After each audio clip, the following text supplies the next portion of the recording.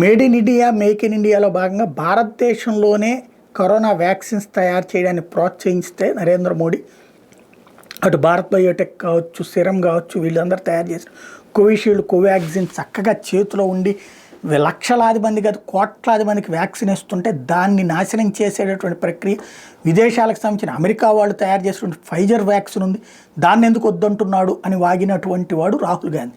వాగుడు లాంటి పదాలు వాడకూడదు, కానీ ఆయన వాగాడు. ఎందుకు ఆ మాట అంత కోపంగా అనాల్సి వస్తుందంటే మన స్వదేశీ వ్యాక్సిన్ ఉండగా విదేశీ వ్యాక్సిన్ ఎందుకు తీసుకోరు అంటూ దానికి సర్టిఫై చేసే ప్రయత్నం చేసినటువంటి దుర్మార్గమైనటువంటి వ్యవహారం. ఏంటంటే డీప్ స్టేట్ దానికి ఏదైతే ఈ బిల్ గేట్స్ ఫౌండేషన్ లాంటి వాళ్ళు తెర వెనకాల ఉండి నడిపించి రాహుల్ని రెచ్చగొడితే ఇక్కడ రెచ్చిపోయి మాట్లాడాడు.